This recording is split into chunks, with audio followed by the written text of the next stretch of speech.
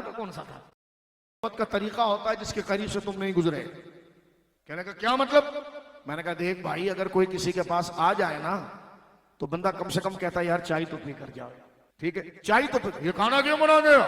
میں نے کہا یہ اخلاقیات ہے. یار یہ کیوں بناتے ہیں؟ میں نے کہا ولیوں کا ذکر جائز ہے. کہنے کہا جائز ہے، لیکن کھانا کیوں بناتے ہو؟ ابے میں نے کہا لوگ اگر دروازے پر بھی آ جائے تو خاندانی انسان کا بچہ چائے پلائے بغیر نہیں چھوڑتا. یہ ولیوں کا دربار ہے، تو 2 گھنٹہ بیٹھا ہے تو تجھے کھانا کھلائے بغیر کیسے چھوڑ دے؟ نہیں وہ تو ٹھیک ہے مولانا، وہ تو ٹھیک ہے، لیکن اس کو 11ویں غوث پاک کا نام کیوں لیتے ہو؟ غوث پاک کی نسبت کیوں لیتے ہو؟ میں نے کہا یار وہ قربانی میں تو نے 6 بکرے لائے تھے. ہاں لے آیا تھا. تو میں نے کہا 6 کیوں لائے تھے؟ کہنے کہ ایک امی کا تھا، ایک خالہ کا تھا. تو میں نے کہا پھر اللہ کا کون سا تھا؟ کہ وہی تھا. تو میں نے کہا پھر تیرا کون سا تھا؟ کہنے کہ آپ سمجھے نا. میں نے کہا سمجھا نا. میں نے کہا وہ گائے کس کی لائی تھی؟ کہ وہ ابا کی تھی. تو میں نے کہا اللہ کی کہاں تھی؟ کہ وہی اللہ کی تھی. میں نے کہا ابا کی کہاں تھی؟ کہنے کہ آپ سمجھ نہیں رہے. تو میں نے کہا سمجھا.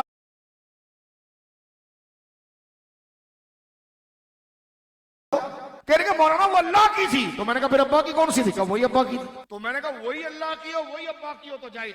تو ہم کہیں نیاز اللہ کی غوث پاک کی تو پھر شرک کیسے ہوتا ہے؟ کہنے کہ آپ سمجھتے کیوں نہیں؟ تو میں نے کہا تو سمجھا نا.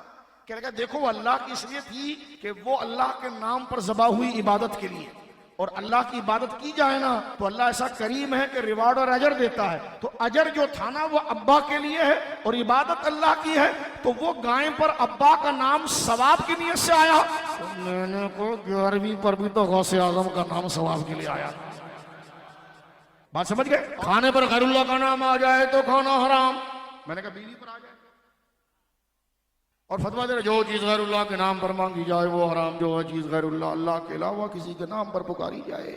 تو میں نے کہا شناختی کارڈ بناتے ہوئے وہ وہاں پر کھانے میں اپنا نام کیوں لکھتا ہے؟ کہنے کہ نہیں وہ تو تعارف کے لیے ہے نا. تو میں نے کہا یہ بھی تعارف کے لیے. میں نے کہا بکرے پر تو نے اللہ اپنے باپ کا نام کیوں لیا، اپنا نام کیوں لیا؟ کہنے کہ وہ تعارف کے لیے. تعارف کا معنی ثواب، یعنی کٹے گا اللہ کے نام پر ثواب میرے ابا کو ملے گا. میں نے کہا بنے گا اللہ کے نام پر ثواب غوث اعظم کو ملے گا. وما اہل بہ لغیر اللہ.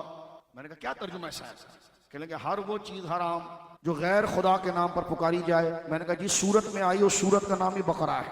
میں نے کہا جس صورت میں آئی اس صورت کا نام ہی غیر اللہ کے نام ہے. میں نے کہا کس مسجد کے امام ہے؟ کہنے کہ مکی.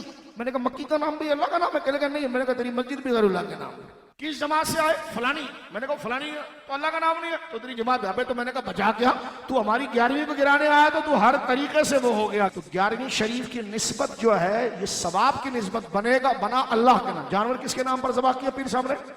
اللہ کے نام پر. عبادت کس کی تھی؟ اللہ کی تھی.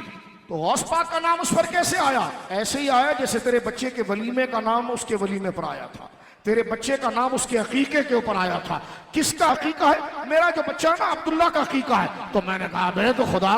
کہنے کہ نہیں وہ کٹا تو اللہ کے نام پر ہے لیکن حفاظت اور تعارف اور ثواب میرے بیٹے کی ہے. تو میں نے کہا وہ جانور بھی کٹا اللہ کے نام پر ہے، ثواب اور اجر کی نسبت غریب نواز کی ہے، چھٹی شریف کی ہے اور 11ویں شریف. بولو نا سبحان اللہ.